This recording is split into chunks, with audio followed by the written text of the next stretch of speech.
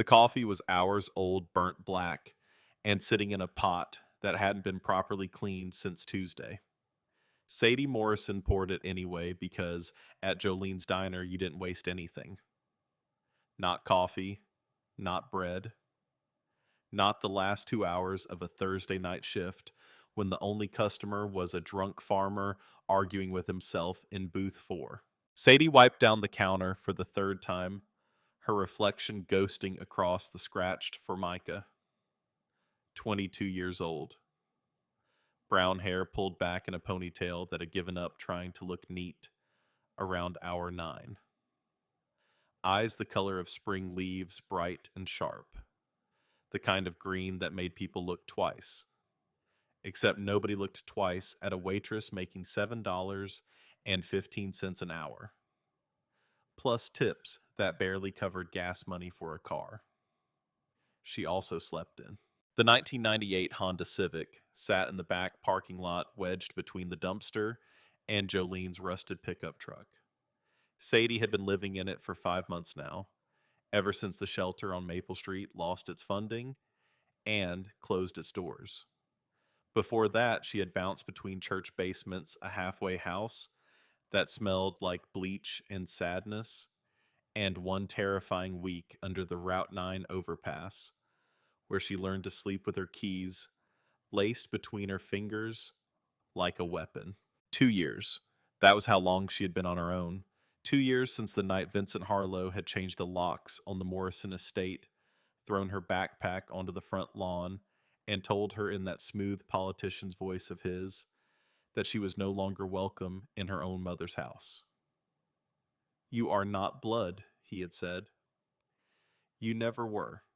And frankly, Sadie, your behavior since your mother's passing has been erratic and concerning. I think it is best for everyone if you find your own way."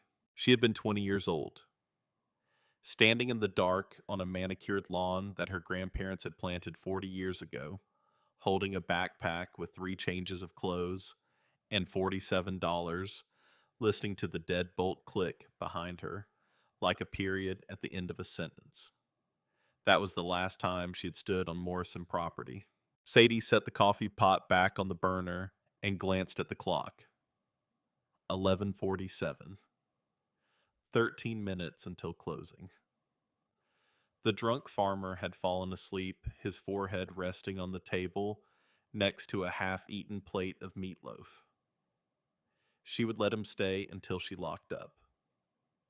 It was cold outside, and Sadie knew what cold felt like when you had nowhere to go.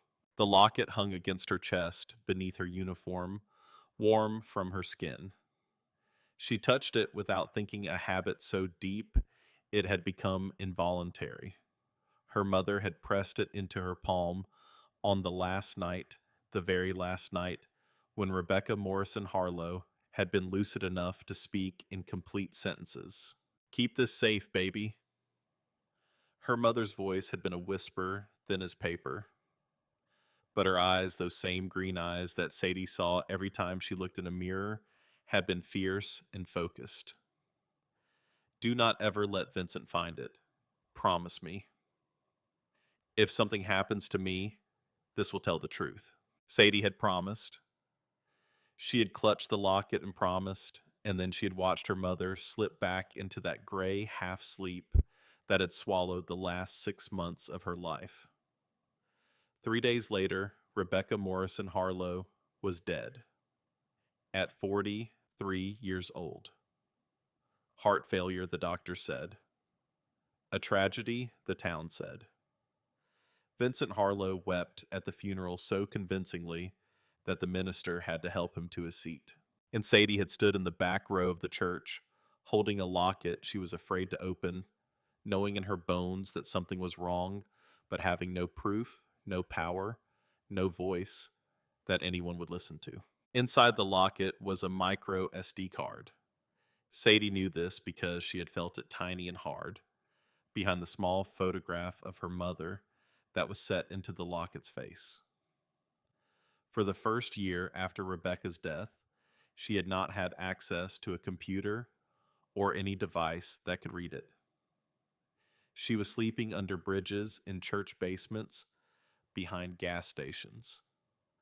By the time Jolene gave her the waitressing job, and she had occasional access to the diner's old laptop, something had hardened inside her.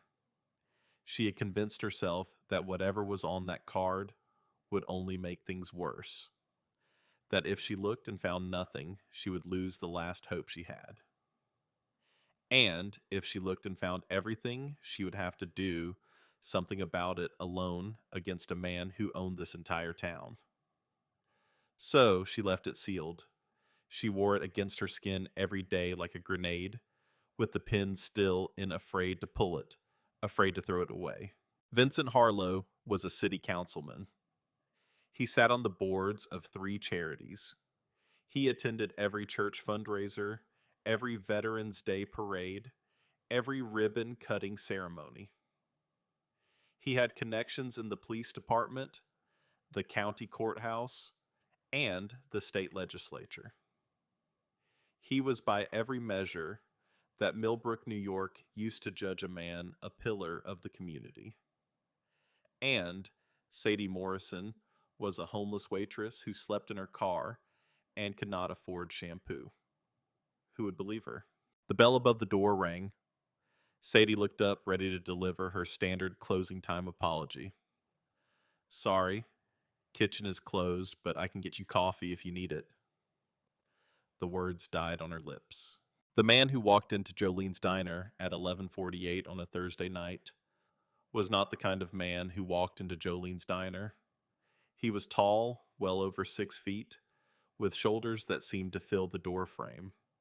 He wore black leather from his boots to his collar, a vest covered in patches and insignia that Sadie did not recognize, but instinctively understood meant danger. His arms were sleeved in tattoos so dense they looked like armor. His hands were scarred across the knuckles, the kind of scars that come from hitting things harder than skin. His jaw was set in a line that suggested he had not smiled in a very long time, and his eyes were the color of a winter storm, gray and cold and carrying weather. He stood in the doorway for a moment, scanning the room the way a soldier scans a perimeter. His gaze passed over the sleeping farmer, the empty booths, the flickering fluorescent light above the counter, and finally landed on Sadie. Just coffee, he said.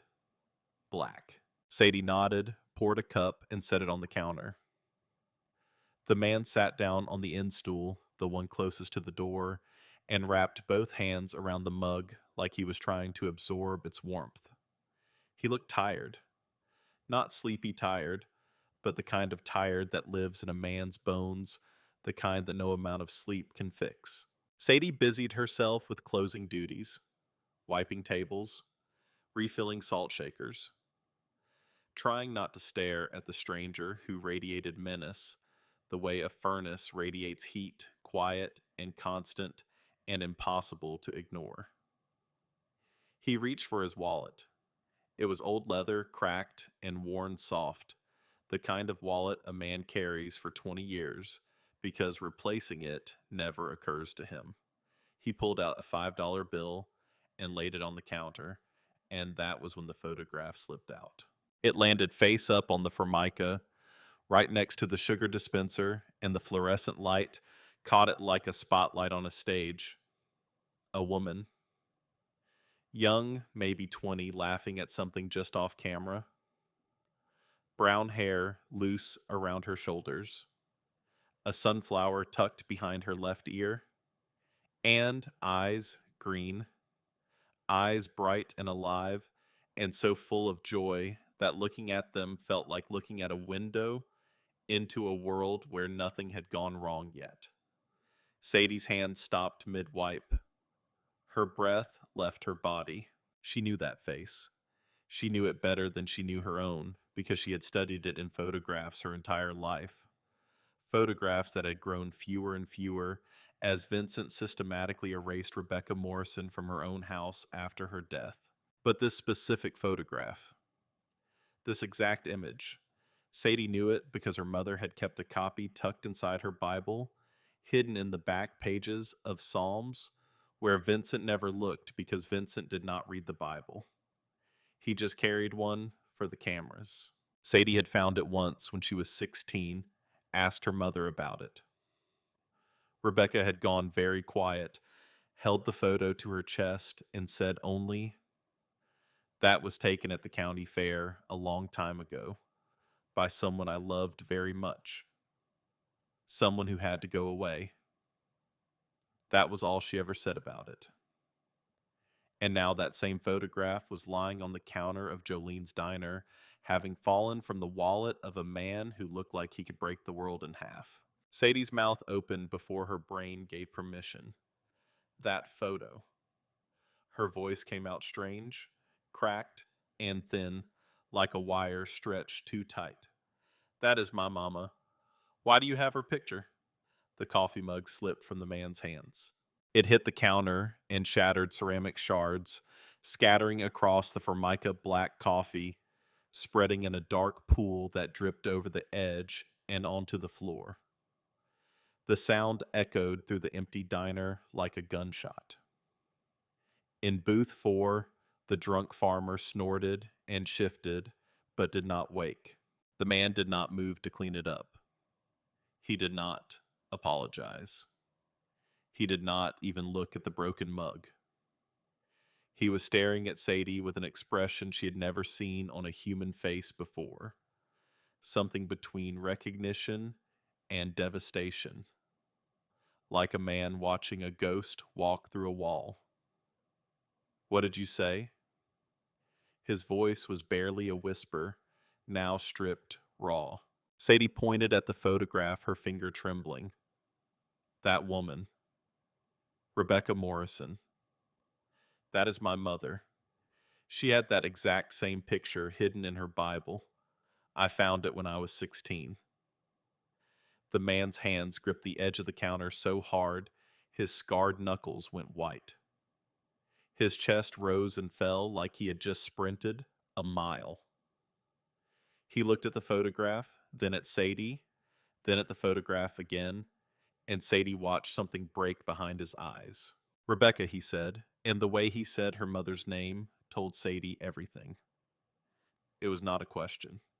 It was not casual recognition. It was the sound of a man saying a prayer he thought had been answered and then revoked. "You knew her," Sadie said. It was not a question either. The man was quiet for a long time, long enough that Sadie heard the clock on the wall tick 9 times. "My name is Garrett Stone," he said finally.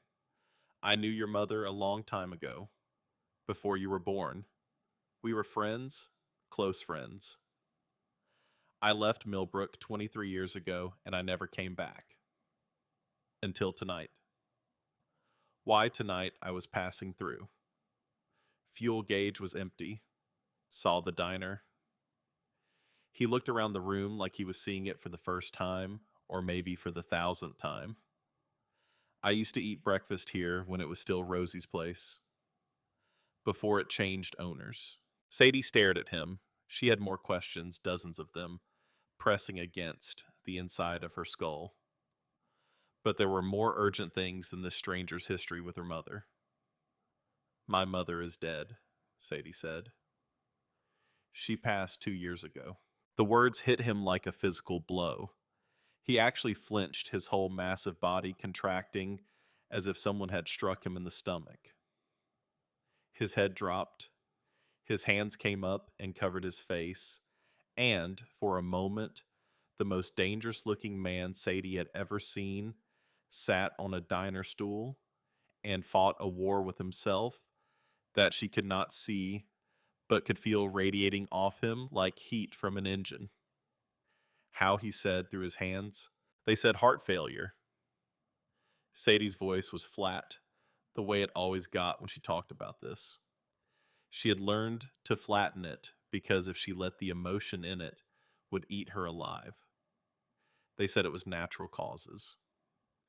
The doctors signed the paperwork. Vincent organized a beautiful funeral.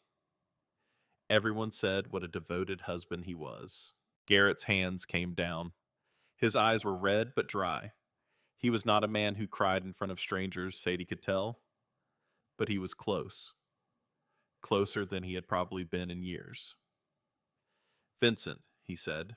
Vincent Harlow. He married my mother about 10 years ago when I was 12. Sadie sat down on the stool next to him, suddenly too tired to stand. He seemed nice at first. Brought flowers. Took us to restaurants. Mom had been alone for a long time, and she was lonely. I think she wanted to believe someone could be good to her again. And he was not good to her. It was not a question, and Sadie noticed that. This man, this stranger, had heard one sentence about Vincent Harlow and already understood. He was good to her in public, Sadie said. At home, he was different. Controlling. Cold. Everything had to be his way. And then about 2 years before she died, Mom started getting sick. Headaches, nausea, dizzy spells. The doctors ran tests and could not figure it out. Vincent was so attentive, so worried. He brought her special tea every morning, a blend he said would help her feel better. Sadie stopped. She had never said this next part out loud. Not to anyone. Not to the shelter counselors or the church volunteers or the other homeless people she had met on the road. It had lived inside her for 2 years, a suspicion so heavy it had reshaped her spine. I think he was poisoning her. The silence in the diner was absolute. Garrett Stone looked at her, and in his gray eyes she saw something that terrified and comforted her in equal measure. She saw belief, immediate, unquestioning belief. He did not ask for proof. He did not suggest she might be mistaken. He did not tell her that was a serious accusation. He just looked at her and nodded once slowly, like a judge confirming a verdict. Tell me about the locket, he said. Sadie blinked. I did not mention a locket. You keep touching your chest, right there below your collar. You have been doing it since I walked in. Sadie's hand went involuntarily to her chest. She pulled the locket out from under her uniform, the chain catching the fluorescent light. Silver oval, worn smooth from years of touching. She gave it to me. The night before she died, Sadie said. She made me promise to keep it safe, to never let Vincent find it. She said if something happened to her, this would tell the truth. Have you opened it? Sadie shook her head. There is a micro SD card inside behind the photo. I have known about it for 2 years. But for the first year, I had no way to read it. I was living on the street. And by the time I had access to a computer, I had talked myself out of looking. I was afraid that knowing the truth would force me to act, and I had nobody. No allies, no money, no power. Just me against a man who runs this town. Garrett was quiet for a moment. Then he stood. Is there a computer here? Somewhere private, Sadie thought. Jolene has a laptop in the back office. She lets me use it sometimes. Can we use it now? Sadie looked at the clock. 12:14. The diner was closed. The drunk farmer was still asleep. Jolene would not be in until 6 in the morning.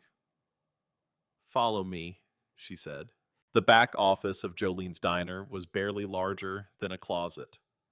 A desk, a chair, a filing cabinet, and an ancient Dell laptop that took 4 minutes to boot up. Sadie and Garrett stood side by side in the cramped space, so close she could smell the leather and road dust on him. The micro SD card was tiny, smaller than her thumbnail.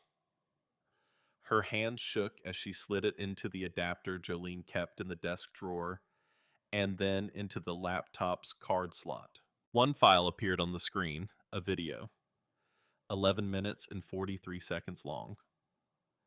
Sadie looked at Garrett. He looked back at her. Neither spoke. She clicked play. Rebecca Morrison appeared on screen, and two things happened simultaneously. Sadie's composure shattered because her mother looked so much worse than Sadie remembered, so gaunt and gray and hollowed out that she barely looked human. And beside her, Garrett Stone made a sound, a small, involuntary sound like something essential inside him had just cracked. The woman on the screen was dying. That was obvious. Her skin was waxy, her cheeks sunken, her hair thin and brittle. But her eyes, those green eyes, were burning with a clarity that seemed almost supernatural, as if her body had decided to spend its last reserves of energy on this single act. My name is Rebecca Morrison Harlow. Her voice was weak but steady, the voice of a woman who had rehearsed this moment because she knew she might not get a second chance. Today is March 15th. If you are watching this, it means I am dead. And it means someone was brave enough to share what I'm about to tell you. She paused, and in that pause, Sadie heard 23 years of silence, 2 years of grief, and the ghost of every conversation she had never been able to have with her mother. My husband, Vincent Harlow, is poisoning me. I have known for 3 weeks. I found the research on his computer hidden in a folder called Tax Documents. Articles about arsenic, dosage charts, information about how to administer it in food and drink so the symptoms mimic natural illness. Rebecca's hand moved off screen and returned holding a teacup white porcelain with a blue floral pattern that Sadie recognized instantly. It was from her grandmother's china set. This is the tea Vincent brings me every morning at 7:15. He is very insistent that I drink it. He watches until I finish at least half the cup. He washes the cup himself afterward. He never lets anyone else touch it. Last week, I pretended to drink it and poured it down the sink when he left the room. That night was the first night in 6 months I did not wake up vomiting. The video cut to a different clip. Kitchen footage clearly shot from a phone hidden somewhere low, maybe tucked behind the toaster. It showed a man in a dress shirt, his back to the camera, standing at the counter. He opened a cabinet above the refrigerator, the high one that Rebecca could not reach, even on a step stool, and pulled out a small brown bottle. Carefully glancing over his shoulder toward the door, he measured drops into the blue floral teapot.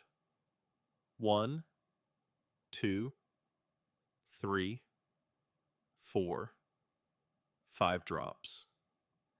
Then he replaced the bottle, closed the cabinet, and carried the teapot out of frame with the easy smile of a man bringing his wife breakfast. Sadie's stomach lurched.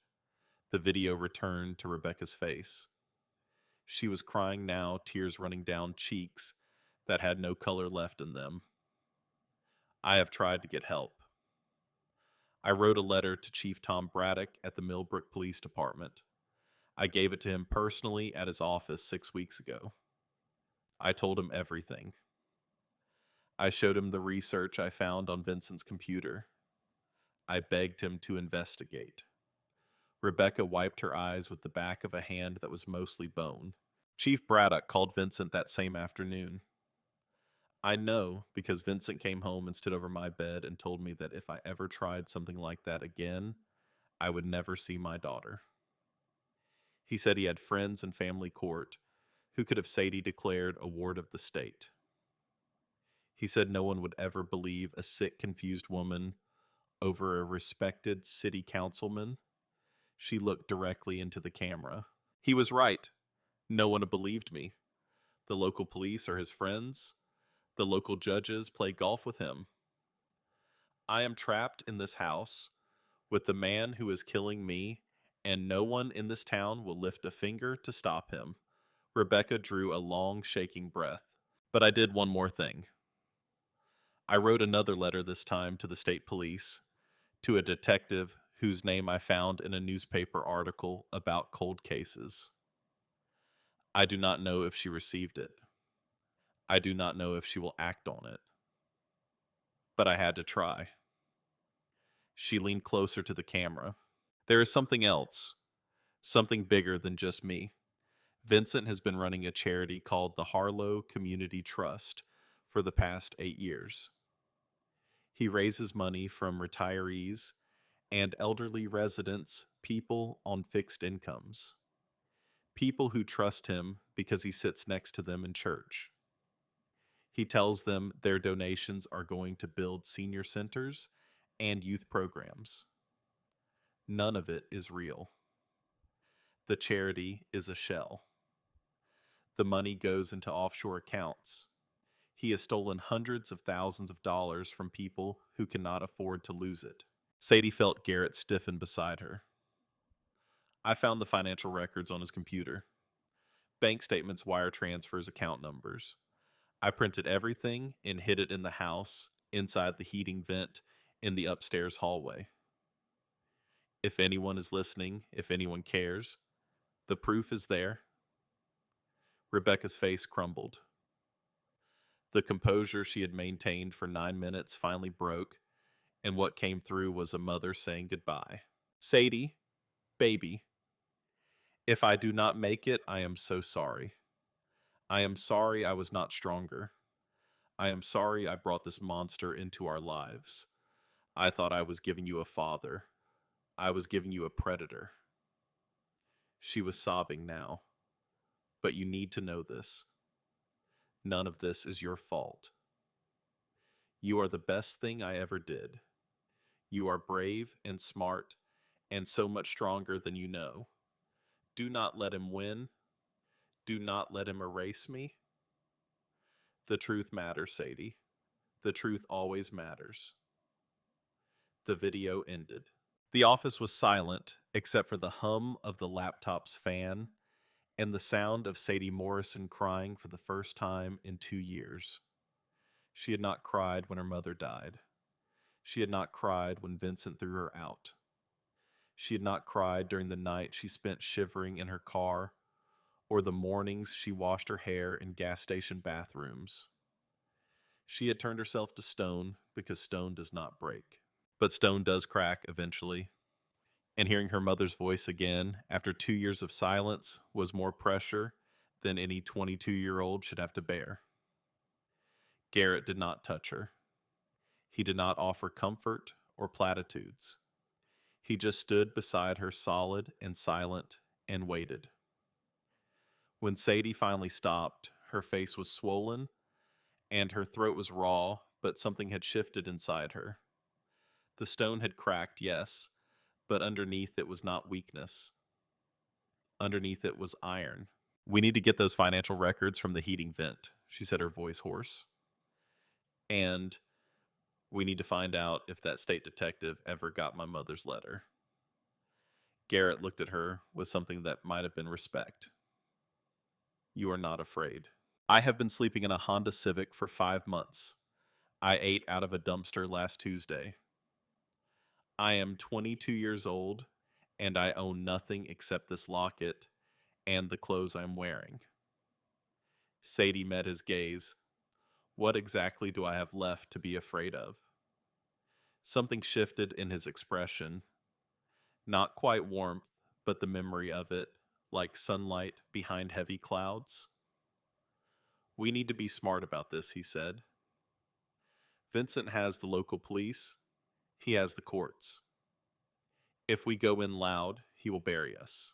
Then we go in quiet, Sadie said. At least until we cannot be quiet anymore. Garrett pulled out an old flip phone, battered and scratched, the kind a man carries when he does not want to be tracked. He stared at it for a long moment. There is something you should know about me, he said. I am not just passing through Millbrook by accident. I have been riding with a motorcycle club called the Iron Wolves for a long time. I am their enforcer. That means I handle problems that cannot be handled politely. Sadie looked at his patches, his scars, his hands. And my mother, she said. What was she to you? Garrett picked up the photograph from where it still lay on the counter, smoothed it with his thumb, and slid it carefully back into his wallet. She was someone who mattered to me, he said, a long time ago. I will tell you more when the time is right. But right now, what matters is that your mother was in trouble, and the people who should have helped her did nothing. I am not going to make that same mistake. It was not the full answer Sadie wanted. She could feel the weight of what he was not saying pressing against his words like water behind a dam. But she had learned patience the hard way, sleeping in parking lots and waiting for paychecks and counting days until the next meal. She could wait for this too. They drove separately, Garrett on his Harley Sadie, in the Civic, keeping 2 blocks between them. The Morrison estate sat at the end of Linden Drive, a Victorian house that Sadie's grandparents had built with their own hands 40 years ago. Even in the dark, Sadie could see the changes Vincent had made. New security cameras mounted on the porch columns, a wrought iron gate that had never been there before, floodlights on motion sensors that turned the front yard into a stage. The front was impossible, but Sadie had grown up in this house. She knew things about it that Vincent never would. There was a basement window on the north side, half hidden behind the hydrangea bushes her grandmother had planted in 1985. The latch had been broken since Sadie was 15, when she had snuck out to meet friends at the quarry and had never bothered to fix it. Sadie parked the Civic 3 streets over and walked through the backyards of houses she had known her entire life.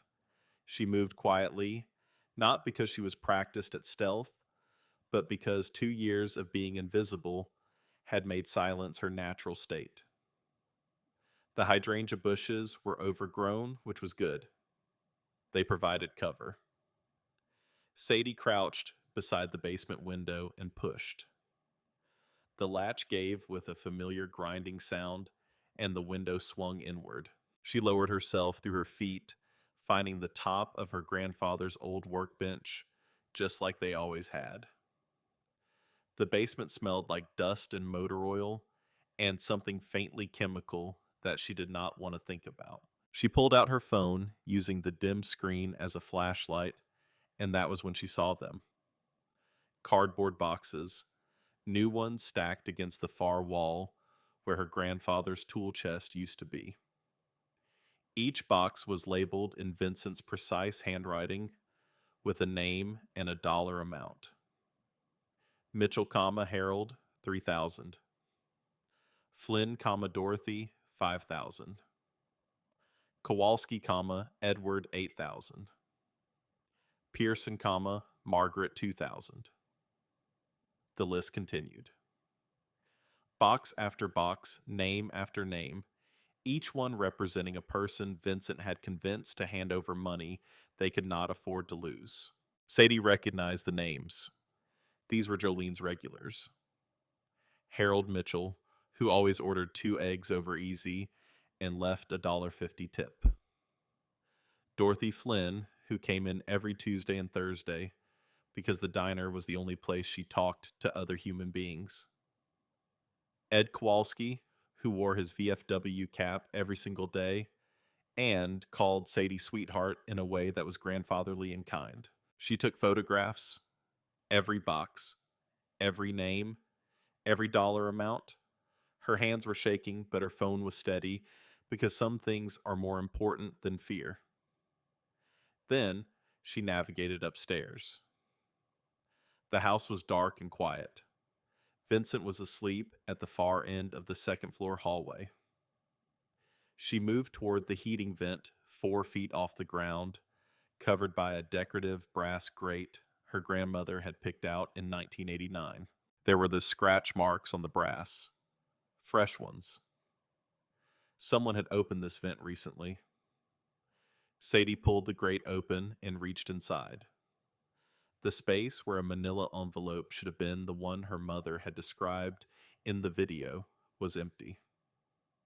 He had found the financial records and destroyed them, but her mother had mentioned something else. The bottle. The small brown bottle Vincent kept in the cabinet above the refrigerator. Sadie moved to the kitchen. She pulled a chair over carefully, one leg at a time, and climbed up. The cabinet was full of things no one ever used: a fondue set still in its box, a punch bowl from a party 10 years ago, and, behind them pushed to the very back, a small brown bottle with no label. She picked it up. It was half full of clear liquid. Hidden in a cabinet that required a chair to reach behind items that had not been moved in years, in exactly the spot Rebecca had described in her video.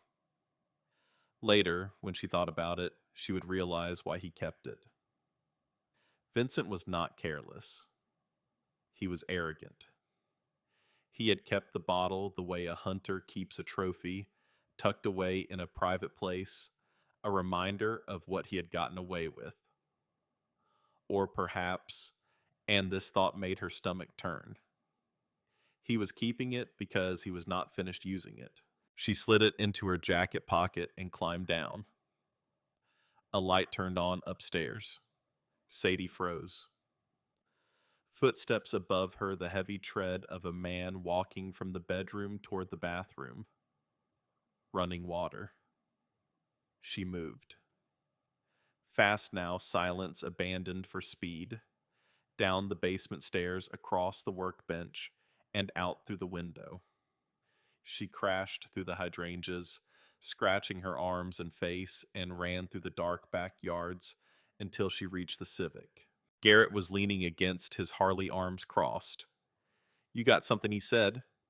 Sadie pulled the bottle from her pocket, holding it up in the streetlight. "He kept the poison," she said, breathing hard. 2 years later. Exactly where my mother described. She caught her breath. "The financial records are gone. He destroyed them. But I found something else in the basement. Boxes. Dozens of them. Each one labeled with a name and a dollar amount. His charity victims.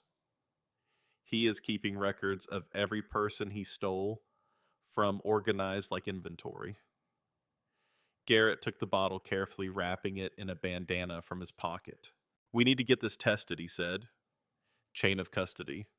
If this goes to trial, it needs to be airtight." Sadie leaned against the Civic, her adrenaline crashing. "And we need to find that state detective my mother wrote to. If she exists, if she got the letter, she might already be building a case." Garrett pulled out his flip phone and made a call.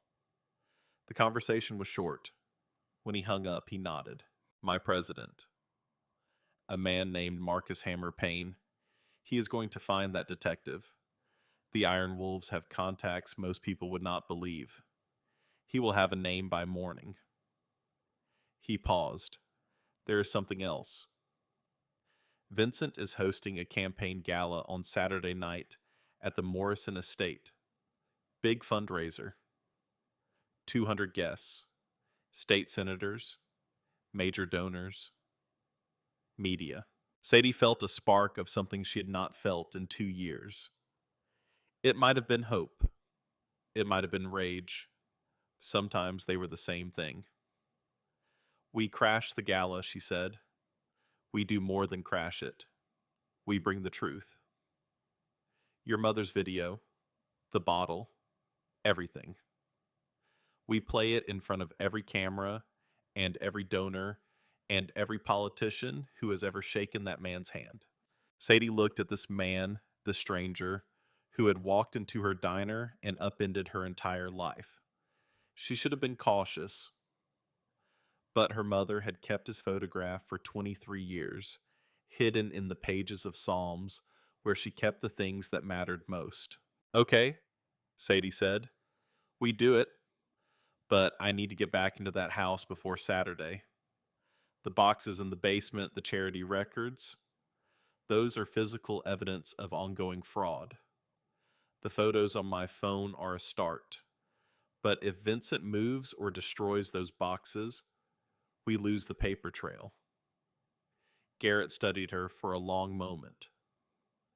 You have got nerve, he said quietly. I knew someone else like that once. She used to say that fear was just the body's way of telling you something mattered. Sadie touched the locket. That sounds like something my mother would say. Garrett looked away. It was, he said, and the way he said it carried a weight that Sadie filed away for later. They drove to a motel on the edge of town. Pine Ridge Motor Lodge room, 7 2 beds. Garrett paid cash. Sadie showered for 20 minutes, standing under hot water that felt like an almost obscene luxury after months of gas station bathrooms. When she came out, Garrett was sitting in the chair by the window, his flip phone in his hand, his eyes on the parking lot. Get some sleep, he said without turning. Tomorrow is going to be a long day. Sadie lay down. The mattress sagged in the middle. It was the most comfortable thing she had felt in months. She was almost asleep when a sound pulled her back. The television in the corner, which had been off, was now on. Garrett had turned it to the local news, the volume low. Sadie opened her eyes and saw her own face on the screen. It was an old photograph taken when she was 18, the last photo before Vincent threw her out. She was smiling in it, standing in front of the Morrison estate in a sundress, looking like a normal girl with a normal life. The news anchor was speaking over the image, and then the broadcast cut to a man standing behind a podium. Vincent Harlow. He was wearing a navy suit and an expression of carefully constructed anguish, his eyes glistening with tears that Sadie knew were as synthetic as his concern. My stepdaughter Sadie has been missing for 2 years, Vincent said, his voice breaking at precisely the right moments. Not a day goes by that I do not think of her. She struggled after her mother's passing, and I blame myself for not getting her the help she needed sooner. If anyone has seen Sadie, if anyone knows where she is, please contact me or the Millbrook police. I just want to know she is safe. Sadie sat up in bed and stared at the screen. The audacity of it was breathtaking. The man who had thrown her into the street was standing on national television, pretending to search for her, weeping for the cameras, performing fatherly devotion with the skill of a man who had been performing his entire life. Her phone buzzed. Jolene, turn on Channel 9 right now. I am watching it, Sadie typed back. Honey, Jolene wrote, he is not looking for you because he misses you. He is making sure that anyone who helps you looks like a kidnapper. Sadie understood. It was brilliant in the way that all of Vincent's manipulations were brilliant. By going public with a tearful plea, he had reframed the entire narrative. Sadie was no longer a young woman who had been wronged. She was a troubled, missing girl. And anyone who helped her, any biker who sheltered her, any detective who listened to her, could now be accused of taking advantage of a vulnerable person. Vincent had turned her from a threat into a victim, and in doing so had made himself the hero. Garrett had not moved from his chair, but his jaw had tightened into a line that could have cut glass. He knows you are here, Garrett said. This is a preemptive strike. Sadie looked at her face on the television screen, the smiling 18-year-old girl who no longer existed, and felt the iron inside her grow harder. Then we hit him before he is ready, she said, and we hit him so hard he cannot get back up. She turned off the television and lay back down. Sleep came slowly, but when it finally arrived, it was deep and dreamless. The sleep of a woman who has made a decision and is done being afraid of it. The morning broke cold and gray over Millbrook. Sadie woke to the sound of Garrett's flip phone buzzing. He was already dressed, standing by the window phone to his ear. When he hung up, his expression had changed. The grief was still there, but it had been joined by something harder, something purposeful. Hammer found her, he said. The state detective. Her name is Nora Hendricks. She has been investigating Vincent Harlow for 6 months. Your mother's letter reached her. It took a while because it got buried in a backlog at the state police barracks, but it reached her. She's been building a case, but keeps hitting the same wall we did. Vincent's local connections tip him off every time she gets close, so she needs what we have, and we need what she has: legal authority. Hammer set up a meeting. She is driving from Albany. She will be at the diner by noon. They drove to the diner. Jolene Carver was behind the counter when Sadie walked in. A woman in her late 60s with silver hair, strong hands, and a face that had seen enough nonsense to last 3 lifetimes. She had owned this diner for 20 years, had known Sadie's mother had given Sadie the waitressing job without asking questions when a desperate 20-year-old had walked in off the street with nothing but a willingness to work. Jolene took one look at Sadie's face, and then at the massive biker walking in behind her, and set down her coffee pot with a deliberate clink. Sit down, Jolene said. Both of you. And somebody better start talking, because I just got a visit 20 minutes ago from Deputy Kyle Briggs asking if I had seen any suspicious strangers, and something tells me he was not asking about the weather. Sadie sat. Garrett sat. And for the next 30 minutes, Sadie told Jolene everything: the locket, the video, the bottle, the boxes in the basement, Vincent, all of it. Jolene listened without interrupting. When Sadie finished, Jolene was quiet for a long time. That son of a gun, Jolene said finally. I knew it. I told Tom Braddock something was wrong when Rebecca got sick. And he patted my hand and told me I was watching too many crime shows. Braddock is in Vincent's pocket, Garrett said. Rebecca's video confirms it. Jolene's jaw tightened. I have known Tom Braddock for 50 years. And he looked me in the eye and lied to me while a woman was being murdered. She stood up, walked to the front door, locked it, and flipped the sign from open to closed. Nobody eats today, she said. We have work to do. At 12:15, a gray sedan pulled into the parking lot. A woman got out, mid-40s, wearing a navy blazer and an expression that suggested she had not slept much either. Short, dark hair, sharp features, and eyes that cataloged everything without giving anything away. Detective Nora Hendricks walked into Jolene's diner, looked at the locked door. The closed sign, the biker, the waitress, and the 68-year-old woman with fire in her eyes, and said one thing. Tell me you have the video. I have been trying to build this case for 6 months, and that man has more friends in law enforcement than anyone I have ever investigated. Sadie pulled out the micro SD card. Garrett placed the brown bottle on the counter. And Sadie unlocked her phone and showed the detective 37 photographs of cardboard boxes in a basement, each one labeled with a name and a dollar amount. Nora Hendricks looked at the photographs for a long time. Then she looked at Sadie. You broke into his house and took these. I walked into my mother's house, Sadie said. There is a difference. Nora almost smiled.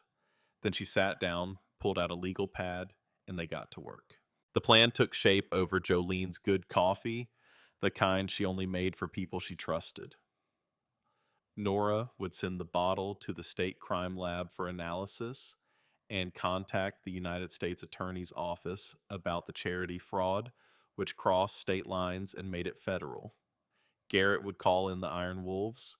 The gala was Saturday night. They had 36 hours. Jolene volunteered something that made the entire room go still. I know 11 people in this town who gave money to Vincent's charity, she said. Retirees. widows, veterans on fixed incomes. Harold Mitchell gave $3,000 from his pension. Dorothy Flynn gave $5,000 from her husband's life insurance.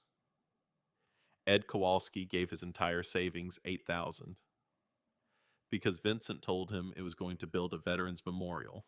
None of them know the money is gone, Jolene continued. But if you need real people to stand up in front of that crowd and say, "This man stole from me," I can have them there. I can have them there Saturday night, Jolene Sadie said. Are you sure if this goes wrong, Vincent will come after you too? Jolene refilled every cup on the table one by one with the methodical calm of a woman who had been preparing for this moment without knowing it. Honey, she said, I have been paying taxes in this town for 40 years. I watched your mother get sick, and I did nothing because I believed the doctors. I watched you show up at my door, half starved, and all I did was give you a job and look the other way. I have been a coward for 2 years. Saturday night, I stopped being a coward. Nobody argued with her. The meeting broke up after midnight. Nora drove to Albany. Garrett walked Sadie to the Civic. I am staying at the motel, she said. I need to be rested. Garrett nodded and handed her the key. Room 7. I will be in the parking lot. You do not have to stand guard. I am not standing guard.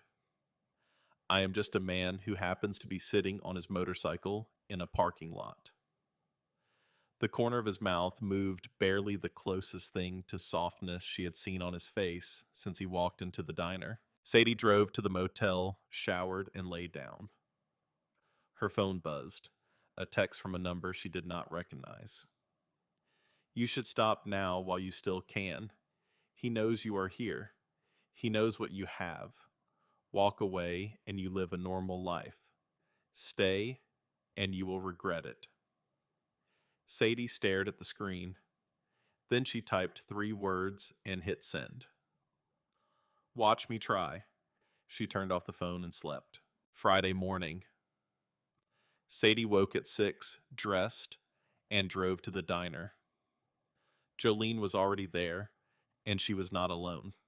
Sitting at the counter were 3 elderly people Sadie recognized as regulars. Harold Mitchell, 81 retired postal worker, who always ordered 2 eggs over easy and left a $1.50 tip, even though Sadie knew he could barely afford it. Dorothy Flynn, 77, a widow, who came in every Tuesday and Thursday because the diner was the only place she talked to other human beings. And Ed Kowalski, 84, a Korean War veteran who wore his VFW cap every single day. Jolene had told them everything. Harold spoke first. He folded his hands on the counter with careful deliberation. I gave that man $3,000 from my pension. He showed me drawings for a community garden. He shook my hand and called me sir. Harold's hands tightened. I eat canned soup 4 nights a week because I cannot afford groceries. And that money is sitting in some bank account in the Caribbean. Dorothy was crying. Quiet, dignified tears. Frank left me that money, she said.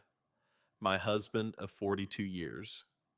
He worked at the mill his whole life, so we would have something when he was gone. And I gave 5,000 of it to a charity that does not exist. Ed Kowalski did not cry. He sat very straight the way a soldier sits and looked at Sadie with eyes that had seen combat. What do you need from us? He asked. Sadie sat on the stool next to him. I need you to come to the gala tomorrow night, she said. I need you to stand up and tell them what Vincent did to you. Not because I asked you to, because the truth matters and you deserve to tell it. Ed nodded once, crisp the nod of a man who has received orders he agrees with. What time? 8:30. I will be there at 8. Harold and Dorothy exchanged a look.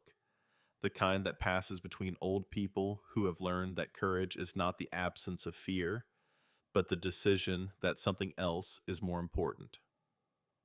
We will be there too, Harold said. By noon, Jolene had contacted 8 more people, 11 total. All said yes. At 2 in the afternoon, Garrett's flip phone rang. He answered, listened for 30 seconds, and his face went dark. He hung up and turned to Sadie. Hammer just got word, he said. Deputy Briggs is on his way here with 3 officers. Vincent filed a report claiming you are mentally unstable and that I am holding you against your will. They are coming to arrest me for kidnapping. The blood left Sadie's face. How long? 20 minutes, maybe less. Sadie's mind raced. Vincent was using the system like a weapon exactly as he had done to Rebecca. Filing reports, making calls, turning the machinery of law enforcement against the people who threatened him. If Garrett was arrested, the Iron Wolves would lose their enforcer, the plan would collapse, and Vincent would have proof for his narrative. The dangerous biker kidnapped the troubled girl. Case closed. What do we do? She asked. Garrett was already moving. He pulled on his jacket and walked toward the door. If I run, it confirms his story. I have to stay and let them take me. No. Sadie stepped in front of him. If they take you, Vincent wins. He isolates me, removes my protection, and spins the whole thing as proof that I am delusional. Then you need to make sure they do not take me. Sadie looked at him, then she looked at Jolene, who was standing behind the counter with her arms crossed and murder in her eyes. Then she looked at the door. Deputy Briggs's cruiser pulled into the parking lot at 2:23. 3 more cruisers followed. Briggs stepped out, adjusting his belt, his hand resting on his holster with the casual confidence of a man who had the law on his side and knew it. He walked through the store and stopped when he saw Sadie standing in the middle of the diner, arms at her sides, chin raised. Miss Morrison, Briggs said, "We have received a report that you are being held here against your will by a member of a criminal organization. I need you to step outside with me so we can—" "I am here by my own free will," Sadie said. Her voice was clear and level and carried to every corner of the room. "I am 22 years old. I am not mentally ill. I am not being coerced. And the man sitting at that counter is not holding me captive. He bought a cup of coffee. That is not a crime." Briggs's jaw tightened. "Ma'am, Councilman Harlow has filed a formal report. We have an obligation to investigate." "Then investigate," Sadie said. "Ask me questions. I will answer every one. But you are not arresting anyone in this diner today because no crime has been committed." Briggs looked at Garrett, who sat perfectly still on his stool, his hands flat on the counter, visible, unthreatening, and radiating a stillness that was more unsettling than any gesture of aggression could have been. He looked at Jolene, who was holding her coffee pot like a weapon. He looked at his fellow officers who were standing in the doorway, with expressions that said they had not signed up for this. Briggs hesitated. And, in that hesitation, Sadie pulled out her phone and called Detective Nora Hendricks. The conversation lasted 90 seconds. Sadie handed the phone to Briggs. "It is for you," she said. "State Police." Whatever Nora said to Kyle Briggs, it was enough. His face went through several colors, none of them healthy. He handed the phone back to Sadie, turned to his officers, and said 3 words. "We are leaving." The cruisers pulled out of the parking lot at 2:31. Sadie watched them go, her hand shaking so badly she had to grip the counter to keep them still. Garrett looked at her from his stool. He had not moved during the entire encounter, had not stood, had not raised his voice, had not clenched his fists. He had let Sadie handle it, and she had. You just faced down 4 armed officers with a phone call and a steady voice. He said, I have been facing down worse than that for 2 years, Sadie said. At least Briggs had the decency to hesitate. At 4 in the afternoon, Nora called back. The bottle contains arsenic trioxide, she said. Same compound found in commercial rat poison, refined and diluted for oral administration. Combined with the video and the chain of custody documentation, I have enough for an arrest warrant. Signed by a federal judge 30 minutes ago. Can you arrest him before the gala? Sadie asked. I could, Nora said. But a quiet arrest gives Braddock and his people time to interfere, lose evidence, create procedural problems. If we do this publicly, in front of cameras with federal agents present, there is no room for interference. Then we do it at the gala. I will be there with 4 federal agents in plain clothes. When the video plays, when the crowd reacts, I step forward and execute the warrant in the Iron Wolves. Nora paused. Officially, I cannot condone 200 bikers surrounding a private event. Unofficially, if a large group of motorcycle enthusiasts happens to park in the general vicinity of the Morrison estate tomorrow evening, I cannot control where private citizens choose to park their vehicles. At 4:37, Sadie's phone rang. Block number. She answered. Sadie. The voice was smooth, warm, and intimately familiar. Vincent Harlow. I am going to make this simple, he said. I know you are in town. I know about the detective. I know about the motorcycle club. I know about the video. And I know you broke into my house and took something from my kitchen. Sadie said nothing. You are going to destroy the video, Vincent continued. You are going to return the bottle. You are going to leave Millbrook and never come back. In exchange, I will not file charges against you for breaking and entering. And if I say no, then I will go on television and tell the entire state that I am the victim of a deranged young woman and a dangerous biker gang who have fabricated evidence. I will produce experts who will testify the video is a deepfake. I will produce character witnesses who will swear you have a history of mental instability. By tomorrow morning, you will not be the brave daughter seeking justice. You will be the crazy, homeless girl who tried to frame the kindest man in Millbrook. You killed my mother, Sadie said. Your mother died of heart failure. The death certificate is signed. This is a settled matter. Then why are you calling me if it is settled, if you have nothing to worry about? Why call a crazy homeless girl at 4:30 on a Friday afternoon? Silence. I will see you tomorrow night, Vincent. And she hung up. Her phone buzzed again almost immediately. Another block number. A text this time. I know where you sleep. I know the Honda Civic.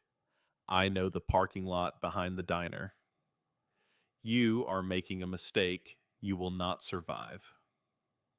Sadie stared at the message. Then she forwarded it to Nora Hendricks and deleted the thread. Garrett had been watching her through the window. When she came back inside, he did not ask what the call was about. He could read it on her face. Hammer found something else, Garrett said. His voice was controlled, but Sadie could hear the strain beneath it. One of our members, a man named Dane Slater. He's been on Vincent's payroll for 3 months. Vincent paid off his debts in exchange for information about club activities. Dane is the reason Vincent knew about us. He has been reporting everything. A traitor, Sadie said, inside the family that swore to protect her. The irony was so bitter she could taste it. Where is Dane now? In a room with Hammer, Garrett said. He is not going anywhere. Sadie closed her eyes for a moment. Then she opened them. We go anyway, she said. Vincent knows we are coming. Fine. Let him prepare his experts and his character witnesses and his deepfake defense. We have something he does not have. What is that? 11 old people who he stole from who are going to stand up in front of his donors and tell the truth. You cannot deepfake a living witness. You cannot discredit 11 people at once. And you cannot stop the truth when it walks through your front door on its own 2 feet. Garrett looked at her for a long moment. Then he picked up his phone and called Hammer. The Iron Wolves arrived at sundown like a storm rolling in from the west. Sadie heard them before she saw them, a low rumble that vibrated through the floor of Jolene's diner and rattled the coffee cups on their hooks. She stepped outside and watched as motorcycle after motorcycle turned onto Main Street, 2 by 2 headlights cutting through the dusk. They kept coming. 10, 20, 40, 60. They filled the parking lot, then the street, then the vacant lot next door. The engines idled in unison, a sound so deep it felt less like noise and more like a heartbeat. At the front of the formation, a man dismounted. He was not as tall as Garrett, but he was wider built, like a vault door, with a silver beard cropped close and hands the size of dinner plates. His vest carried more patches than anyone else's, and across the back, in letters large enough to read from the street, it said President. Marcus Hammer. Payne walked toward the diner with the unhurried confidence of a man who had never once needed to rush. He stopped in front of Garrett, looked him up and down, and pulled him into an embrace that would have crushed a smaller man. Brother Hammer said. His voice was deep enough to register on a seismograph. Boss Garrett said. Thank you for coming. Hammer turned to Sadie. He studied her with the careful cataloging attention of a commander surveying ground before a battle.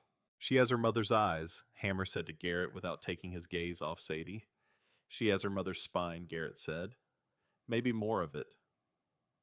Hammer extended his hand. Sadie took it. His grip was firm, but controlled. Your father told me what happened, Hammer said. What Vincent did. What this town let happen. I want you to hear something clearly. The Iron Wolves do not forget. We do not forgive. And we do not leave family standing alone. Sadie blinked. He called me family. This man who had never met her, who owed her nothing, just called her family. She did not cry. She was done crying. But something shifted in her chest, a weight she had been carrying so long she had forgotten it was there, and she felt it lift. Come inside, she said. We have a lot to talk about. The diner became a war room. Tables pushed together. Maps, photographs, timelines spread across the surface. Garrett at one end with Hammer. Nora, who had driven back from Albany, at the other with her legal pad. Sadie in the middle. She briefed them. The video, the bottle, the charity fraud, the boxes in the basement, Dane's betrayal, Vincent's phone call, the plan. Porter Steele, a former Army signals officer in the Iron Wolves, explained the technical approach. We tap into their AV system.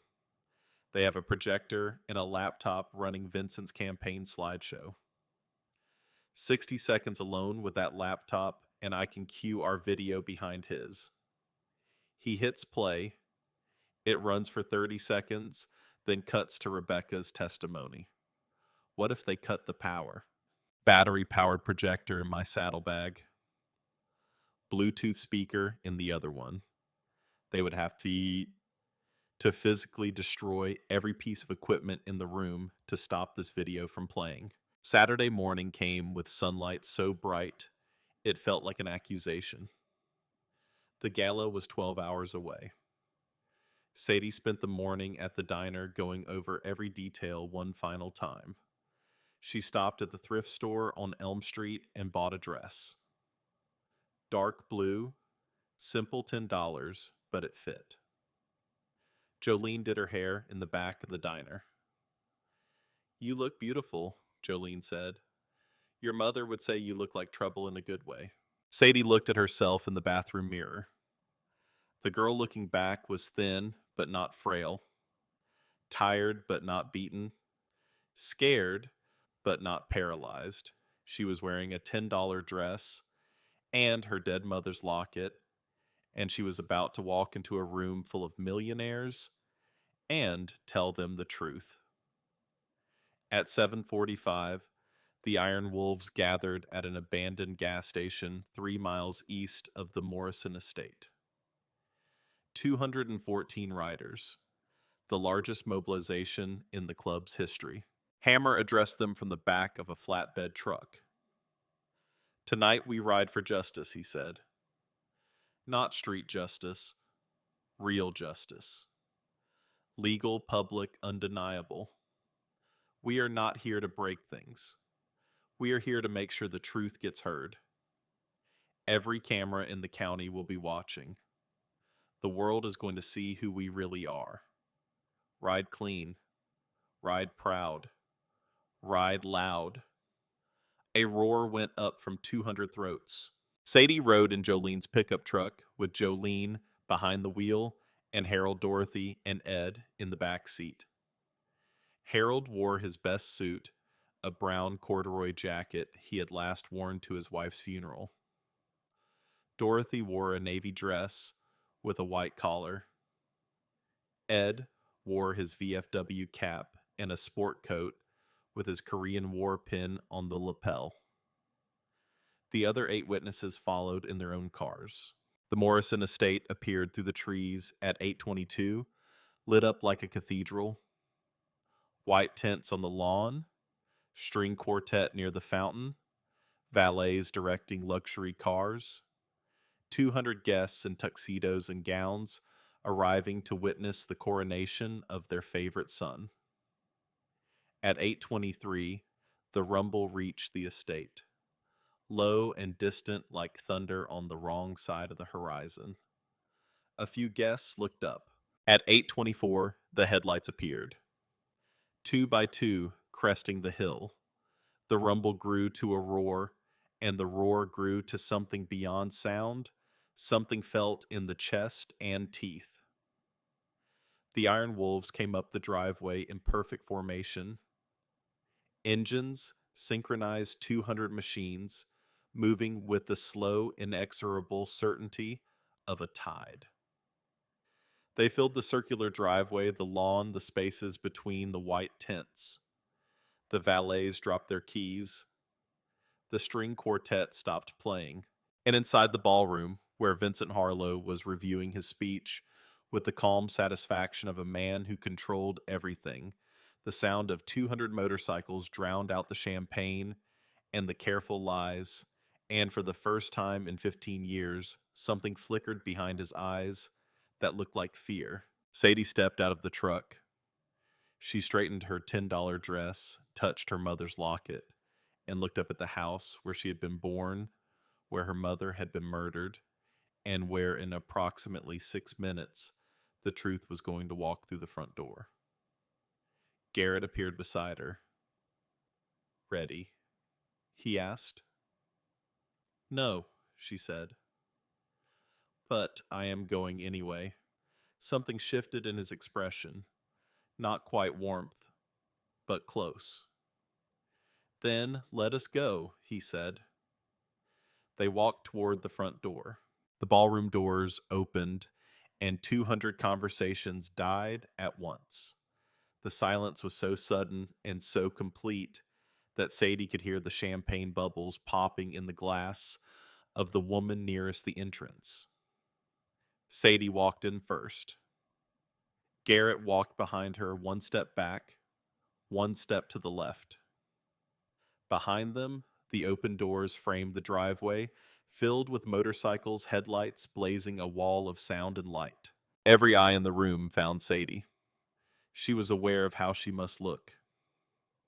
A young woman in a cheap blue dress, too thin with calloused hands and a locket on a tarnished chain, flanked by a man in black leather whose presence had caused 3 security guards to take involuntary steps backward.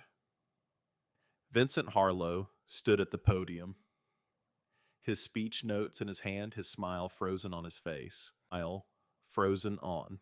Ladies and gentlemen, Vincent said, his voice cutting through the silence with practiced authority. I apologize for the disruption. It appears we have some uninvited guests. Security is handling the situation. He gestured to the security team. 2 men in blazers started moving towards Sadie and Garrett. They stopped when they saw Garrett's face, which carried the specific kind of calm that experienced men recognize as the calm before something very bad happens. The security guards looked at each other. They looked at the 200 bikers visible through the open doors. They looked at their supervisor. Their supervisor looked at his shoes. Nobody touched Sadie. She walked to the center of the ballroom. The crowd parted for her the way crowds part for things they do not understand, but instinctively respect. Her shoes made small sounds on the marble floor that her grandmother had chosen 40 years ago.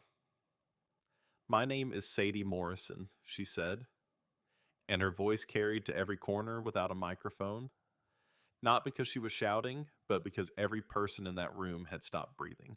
My mother was Rebecca Morrison. She grew up in this house. Her parents built it with their own hands. She inherited it when they passed, and she loved it. This was her home. 2 years ago, my mother died in this house. The official cause was heart failure. The death certificate was signed by a doctor who played golf with her husband. The funeral was arranged by a man who wept so convincingly that the minister had to hold him up. And 2 weeks after the burial, that same man changed the locks, threw me out with nothing, and told the town I had run away because I was troubled. Vincent's smile was gone. In its place was the face beneath the mask, the one Rebecca had described in her video. This young woman is clearly unwell, Vincent said, stepping out from behind the podium. She has been estranged from our family for 2 years. I have tried repeatedly to reach out, but she has unfortunately fallen in with dangerous people who have filled her head with conspiracy theories. He gestured toward Garrett. This man is a member of a criminal motorcycle gang. He and his associates have been stalking me. I have already filed a report with the police. Deputy Kyle Briggs appeared in the side doorway, his hand on his holster. 2 more officers flanked him. They had been positioned in advance. Sadie felt the room tilting. Vincent was doing exactly what he had promised, controlling the narrative, making her the villain. Then she heard Porter Steele's voice through the small earpiece Garrett had given her. Systems ready. Say the word. Sadie did not say the word. Not yet. Because she had changed the plan. In the hours before the gala, she had been thinking about something her mother said. Nobody believed me. And Sadie realized that if she played the video first, she would be giving Vincent exactly what he wanted. A piece of technology to attack, a recording to dismiss as fabricated. The video was evidence. But evidence without context was data. And data could be spun. What could not be spun was a human being looking into your eyes and telling the truth. I know what I look like to you, Sadie said to the crowd. I know what he is telling you. That I am crazy, that I am unstable, that I have been manipulated. And honestly, if I were sitting where you are wearing what you are wearing, holding a glass of champagne that costs more than I make in a day, I might believe him too. He is very convincing. That is how he gets away with it. The room was still. I am going to tell you a story, not a long one. It is about a woman who fell in love with the wrong man. She was lonely. She had been alone for a long time, raising a daughter by herself. And then this charming, successful man walked into her life and told her everything she wanted to hear. Sadie's voice cracked on the word everything, but she did not stop. For the first few years, it was fine. And then my mother started getting sick. Headaches, nausea, dizziness. The doctors could not explain it. Vincent was so worried, so attentive. He brought her special tea every morning. He held her hand at the hospital. He was the perfect husband. She paused. The tea was poisoned. Arsenic. 5 drops every morning in a blue teapot that belonged to my grandmother. He measured it out in the kitchen when nobody was watching. My mother figured it out 3 weeks before she died. She tried to tell the police. Chief Braddock called Vincent that same day. She was dying, being murdered in her own home, and the one person she asked for help warned her killer. A murmur rippled through the crowd. A woman in pearls pressed her hand to her mouth. My mother was not stupid. Sadie continued. She was not hysterical. She was a woman trapped with a man who was killing her, surrounded by a system that protected him. So she did the only thing she could. She recorded everything. She filmed him measuring the poison. She documented her symptoms. She made a dying declaration and hid it in a locket that she gave me on her last night alive. Sadie pulled the locket out and held it up. The overhead lights caught the tarnished silver. This locket contains my mother's testimony and footage of Vincent Harlow preparing poison tea in this house.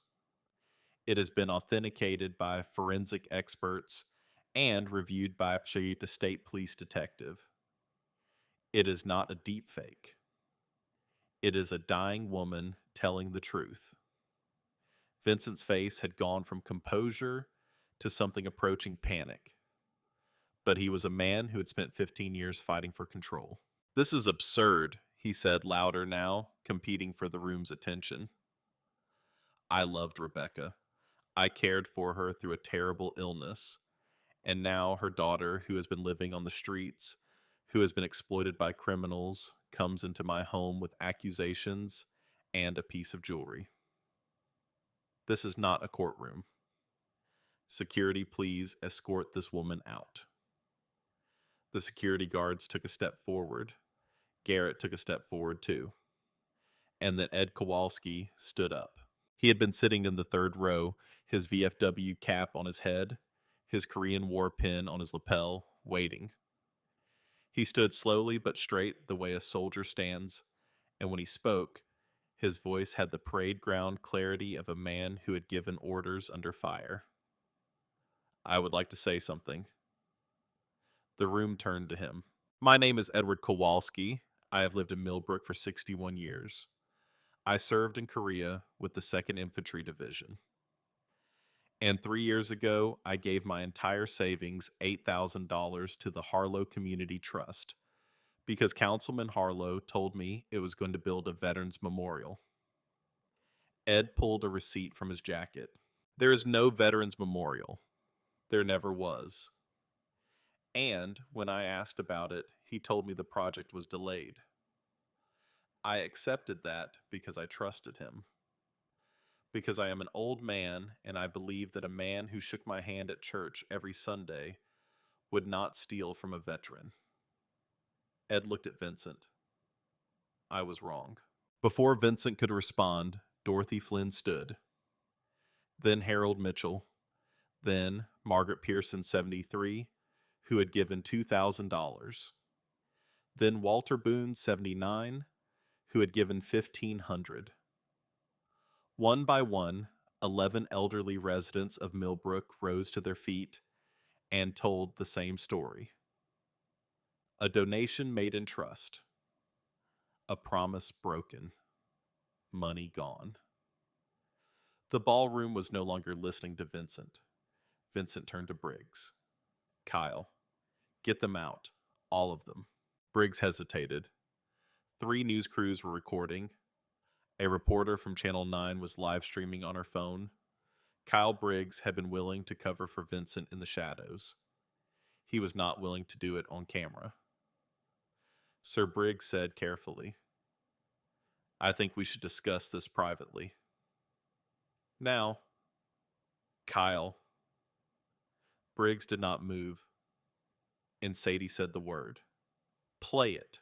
The projection screen flickered, and then Rebecca Morrison's voice filled the ballroom. Her testimony amplified to reach 200 people who had never heard it before. She spoke of poison. She spoke of tea. She spoke of a husband who smiled while he measured death into a blue teapot every morning. And then the kitchen footage played Vincent, measuring drops from the brown bottle, glancing over his shoulder, his face clearly visible, unmistakable, undeniable. Vincent lunged for the AV table.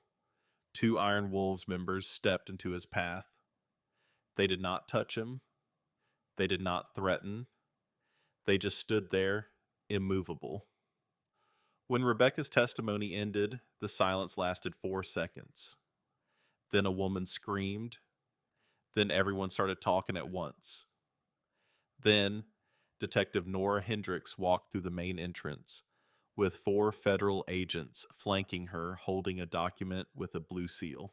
Vincent Harlow, Nora said, her voice cutting through the chaos with the precision of a scalpel. You are under arrest for the murder of Rebecca Morrison Harlow, for wire fraud, embezzlement, and 14 counts of theft by deception targeting elderly victims. You have the right to remain silent. I strongly suggest you use it. Vincent's legs buckled. He caught himself on the podium. This is not over, he said. My lawyers will destroy this case. That video is fabricated. Nora tilted her head.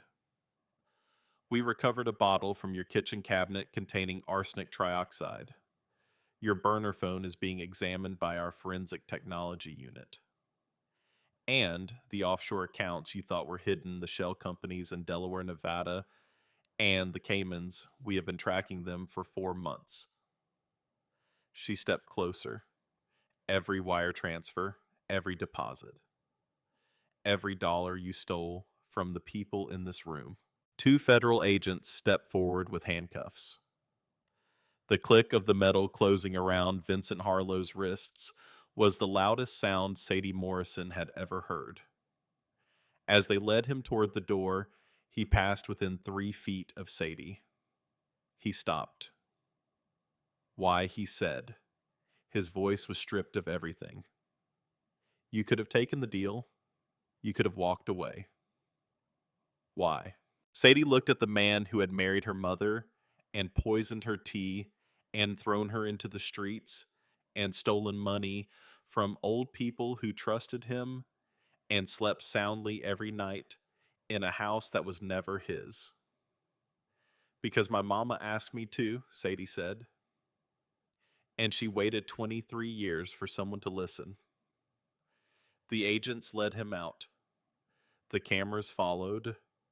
200 Iron Wolves sat on their motorcycles in the driveway, engines silent now, and watched him go. Nobody cheered. A woman was dead. Old people had been robbed. A young woman had spent 2 years sleeping in a car. This was not a celebration. It was a reckoning. And reckonings are not celebrations. They are the moment when the bill comes due and everyone realizes how much has been lost. Sadie stood in the ballroom for a long time after Vincent was gone. The crowd had mostly emptied. The news crews were outside filing reports. By morning, the story would be everywhere. Jolene found her first. She walked across the empty ballroom and pulled Sadie into an embrace that smelled like coffee grounds and ivory soap and something Sadie recognized after a moment as safety. "You did good," baby Jolene said. "You did so good." Sadie leaned into her, this woman who had given her a job without questions, and fed her breakfast every morning and closed her diner and recruited an army of old people and driven a rusty pickup truck full of witnesses to a party she had not been invited to. "Thank you," Sadie whispered, "for everything. For 2 years of everything." "You do not thank family," Jolene said. "You just show up for them." Garrett found her next. He was standing by the fountain in the front yard, alone looking up at the house. The motorcycles were leaving, rolling out in quiet pairs. Hammer had shaken Sadie's hand, told her she had earned a place at any Iron Wolves table for the rest of her life, and then led his people into the night. Garrett turned when he heard Sadie's footsteps on the gravel. They stood together, looking at the Morrison estate, the house where Rebecca had been born and raised and married and murdered. "There is something I need to tell you," Garrett said. He was not looking at her. He was looking at the upstairs window where a light still burned. When Hammer's people dealt with Dane Slater, they found more than the burner phone. They found documents. Insurance Vincent had given Dane in case he thought about turning. One of those documents was a paternity test. Sadie went very still. "Vincent had it done when you were 16. He took a sample from a hairbrush in your bathroom and sent it to a lab. The results confirmed you were not his biological child. I already knew that. He told me the night he threw me out." "He was right that you are not his," Garrett said. "But he also ran a second test against a different sample.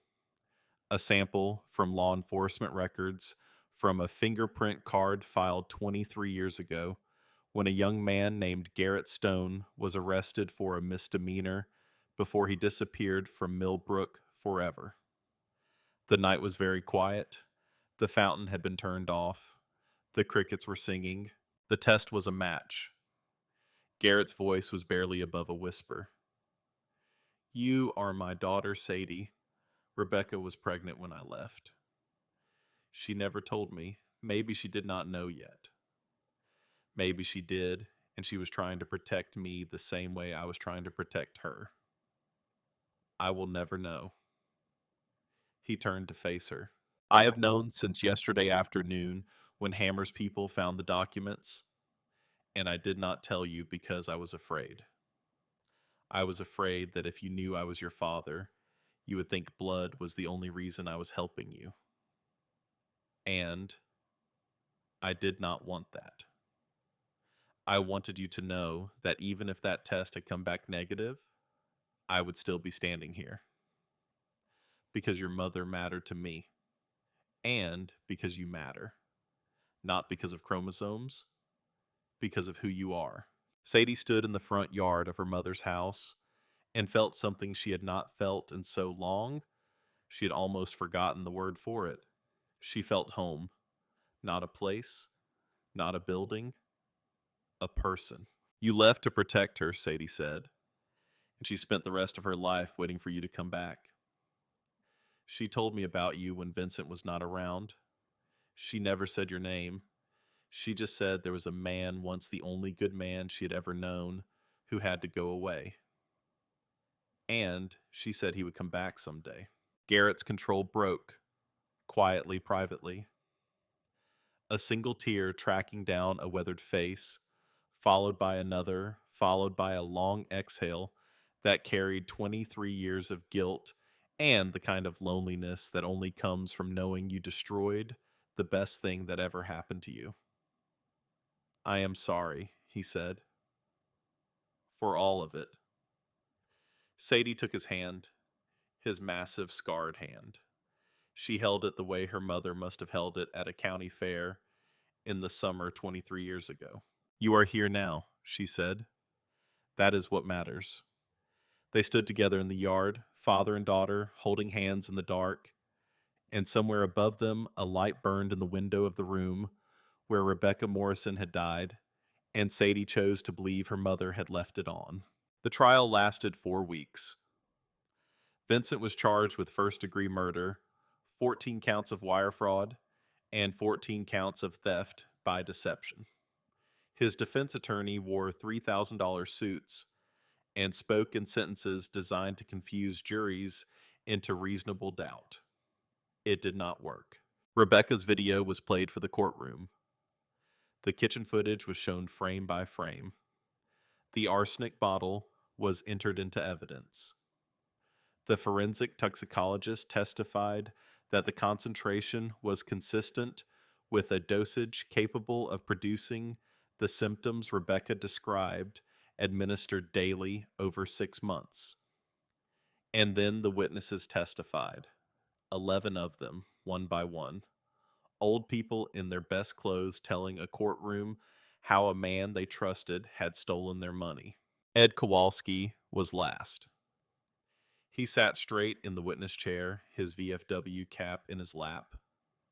And when the defense attorney suggested that perhaps Mr. Kowalski had simply forgotten that his donation was voluntary, Ed looked at the lawyer with eyes that had seen enemy positions across a frozen Korean ridge. Son Ed said, I have forgotten a lot of things in 84 years, but I've never forgotten what a liar looks like. And I am looking at one right now. The jury deliberated for 3 hours. Guilty on all counts, life in prison without parole. The judge delivered the sentence with 4 words. You deserve every second. Chief Tom Braddock was charged separately with obstruction of justice and resigned before trial. He moved to Florida, where he would spend the rest of his life being recognized by people who had seen the news coverage of a young woman in a cheap blue dress telling the truth in a ballroom full of millionaires. Deputy Kyle Briggs pleaded guilty to conspiracy. 18 months. He served 12. Dane Slater was expelled from the Iron Wolves in a ceremony Sadie did not attend and Garrett did not describe. Whatever happened in that room stayed in that room. Dane left Millbrook the next day and was never seen again. The Morrison estate was returned to Sadie as Rebecca's sole heir. The courts untangled Vincent's web of theft, and what remained, approximately $400,000, was placed in a trust in Sadie's name. Sadie did not move back into the house. She could not. Every room carried a ghost. The kitchen where Vincent had measured poison, the hallway with the empty heating vent, the bedroom where her mother had died one teacup at a time, the front door where she had stood with nothing and listened to the deadbolt close. Instead, she did something her mother would have loved. She turned the Morrison estate into Rebecca's Haven, a shelter and resource center for women escaping domestic violence, for homeless young people aging out of foster care, and for elderly victims of financial fraud. The ballroom became a counseling center. The kitchen became a community kitchen serving 300 meals a week. The master bedroom was converted into a quiet room where people could sit in peace and know they were safe. Jolene Carver was appointed director of operations. She ran the Haven the same way she ran her diner. Strong coffee, no nonsense, and an ironclad refusal to let anyone under her care go hungry. Harold Mitchell volunteered 3 days a week at the front desk. Dorothy Flynn ran the Thursday Knitting Circle, which became so popular there was a waiting list. Ed Kowalski organized a veteran support group every Tuesday in the library. The 11 witnesses became the Haven's founding board of advisors. Their photographs hung in the front hallway right where Vincent's campaign posters had been. 6 months after the trial, Sadie's grandmother came home. Cora Morrison, 78 years old, had been traveling in Europe when Rebecca died. She returned for the trial, devastated by what she learned. The reconciliation was not easy. Hard conversations, tears, silences that stretched for hours, but honest conversations, which was more than either of them had had in a long time. Cora moved into the old gardener's cottage on the Haven's grounds. She tended the memorial garden Sadie had planted behind the main house, a quiet space with flowering trees, stone benches, and a granite monument engraved with her daughter's name. And Sadie. She moved into the apartment above Garrett's garage, 20 miles outside Millbrook, in a small town called Cedar Falls. The apartment had one bedroom, a kitchen the size of a closet, and a bathroom where the hot water took 4 minutes. But it was warm, it was safe. And downstairs every morning, she could hear her father working on motorcycles, the clank of wrenches, and the low murmur of a man talking to engines the way other men talk to dogs. They were learning each other, slowly, carefully. Garrett was not a natural father. He did not know how to give advice or have the kind of conversations that families have over breakfast. He burned pancakes. He forgot groceries. He once washed laundry with motor oil on his hands and turned everything gray. But he showed up. Every morning, without fail, he was there. And for Sadie, who had spent 2 years learning that most people do not show up, that was everything. 1 year after the gala, Sadie stood in the memorial garden at Rebecca's Haven. The trees were blooming. The fountain was running. 300 people had come for the anniversary celebration. Donors, volunteers, families, the Haven had helped. The Iron Wolves sent 20 riders who spent the afternoon setting up chairs and carrying trays and playing with children from the family shelter. Sadie wore a leather vest over her dress, custom made, given to her by Hammer.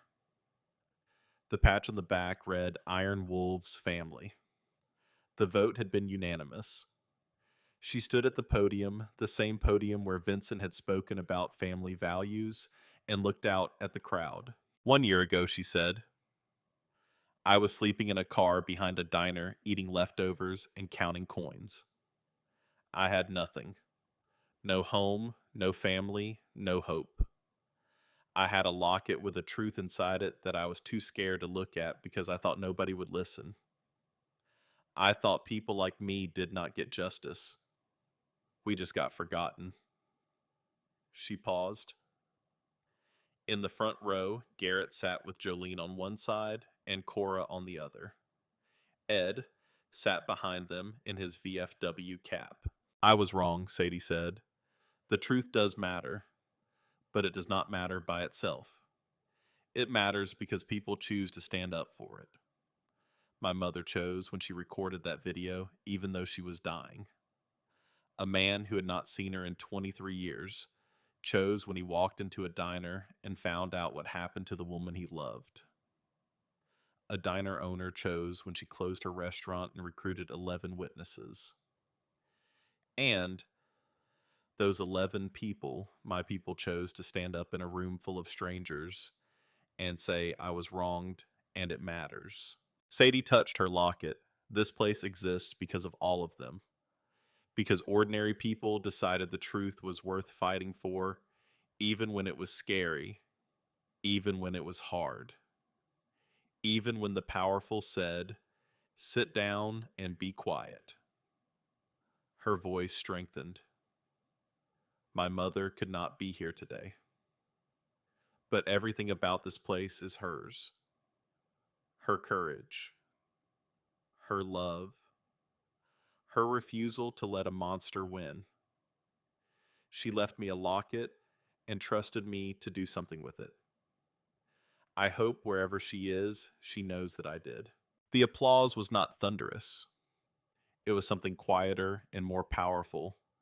The sound of 300 people who understood that what they were clapping for was not a speech, but a life that had been broken and rebuilt and turned into something that would outlast all of them. After the ceremony, as the sun dropped toward the horizon and the garden filled with golden light, Sadie found Garrett sitting alone by the memorial stone. He had a habit of finding quiet corners at loud events, still not entirely comfortable with the idea that he was allowed to be part of something good. Sadie sat beside him. She leaned her head against his shoulder. "Do you think she knows?" Sadie asked. "About us? About all of this?" Garrett looked at the stone. Rebecca Morrison, beloved mother. The truth always matters.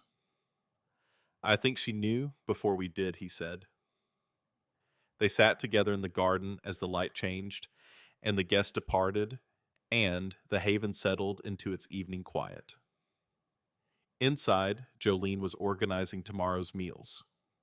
Cora was watering her windowsill plants, Ed was finishing a chess game with Harold in the library, and somewhere in a maximum security prison 300 miles away, Vincent Harlow sat in a cell the size of a closet, wearing an orange jumpsuit that cost less than the pocket square he used to carry, staring at a concrete wall and understanding for the first time that the truth was not whatever he said it was.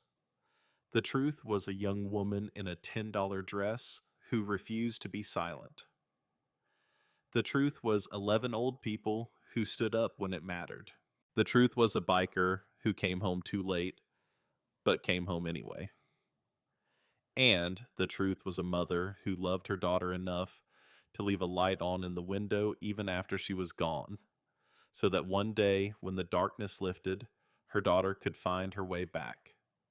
Sadie walked to the memorial stone and placed her hand on her mother's name, carved in granite warm from the afternoon sun. "We got him, Mama," she whispered. "We won." Then she walked back to her father, took his hand, and together they went home.